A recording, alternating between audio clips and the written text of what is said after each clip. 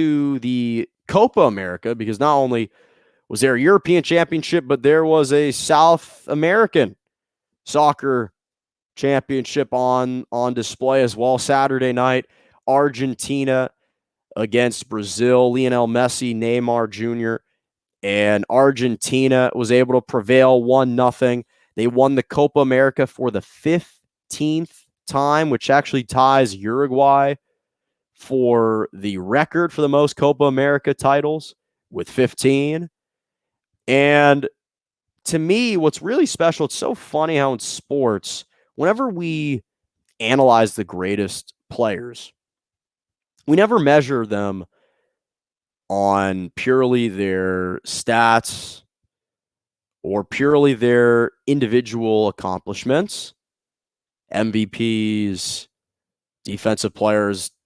It's all a matter of how many majors, titles, championships have you won. And this even applies to complete team sports. It's not just in basketball where we look at a guy like LeBron and say, okay, how many rings do you have? Or we look right now, we're looking at Chris Paul and Giannis Antetokounmpo and saying these guys need a ring to solidify their greatness. These are two future Hall of Famers who both need a ring to validate their greatness, to solidify and cement their status as a legitimate Hall of Famer and to elevate their status among the all-time greats. Tom Brady's got 7 rings. Is he a better thrower of the football than Aaron Rodgers? Most people don't necessarily think so, but why is he viewed as better than Aaron Rodgers or better than Joe Montana? Because he's got more rings. Clayton Kershaw, he was without a World Series title. So people were kind of diminishing some of his greatness because it was all in the regular season, hadn't achieved and hadn't gotten any postseason hardware to show for it. And even in, again, sports that rely so much on the collective, so much on the team, that is soccer. You've got 11 men on the pitch. When we look at Lionel Messi, the only thing that people could ever turn to and say and use as ammo and fodder for criticism is that, well, he's never won anything at the international level. Now, Argentina's never won a Copa America with Lionel Messi. Oh, they've never won the World Cup with Lionel Messi. But getting Argentina to multiple semifinals, getting Argentina to finals appearances didn't matter for anything for Lionel Messi. This is a guy who's won the Ballon d'Or 6 times. He's been the top scorer in the Champions League 6 times. This guy has scored. He was the leading scorer in the World Cup in 2014. He was the FIFA Player of the Year in 2009. He was the player of just the best winner in 2019. He was 6 times the top scorer in La Liga in the Ballon d'Or. This is a guy who's a 3-time UEFA Player of the Year, 6 times voted the best player in La Liga, 6 times won the European Golden Shoe.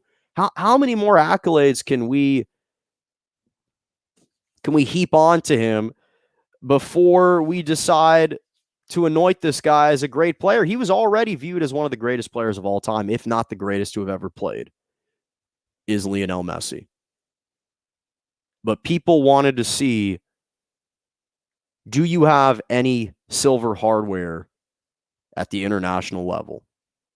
And that's what makes this so happy for me, because people just kept holding him to one standard.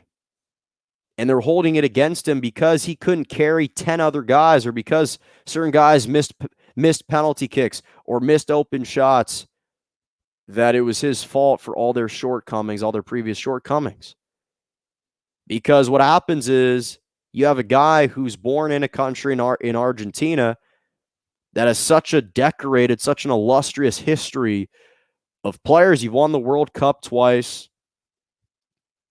You've got Diego Maradona, who helped lead Argentina to that World Cup, to obviously multiple Copa America titles. So that's the standard that we look at Messi and we compare him to, which is totally fair. But at the same time, you have to look at the individual achievements and understand and appreciate what you're watching. I've seen Lionel Messi play in person in Barcelona. He is the quickest, he's the fastest soccer player I've ever seen with the ball. The guy's in a small space of 10 feet with three guys around him, and he can make three jump cuts, not even touching the ball, just around the ball. And my head's already flustered. Where's this guy going? I already am freaked out by this guy's sheer size, and he's 5'8". Maybe he's shorter. Maybe he's 5'6". Could be 5'8", 5'6". I'm not sure. But he packs a punch, and I just love the way that he plays. And so, again, the only reason why people were criticizing him at all, the only thing you could say about him, he had no off-the-field issues, none whatsoever. The only thing that people could turn to, well, he's never won anything at the international level. Well, it's a good consolation prize to win the Copa America. Obviously, it's not the World Cup, but I'm extremely happy to see that Lionel Messi finally got a chance to display his greatness and to win at that high level. So congrats to him, and congrats to Argentina on winning Copa America. Finally,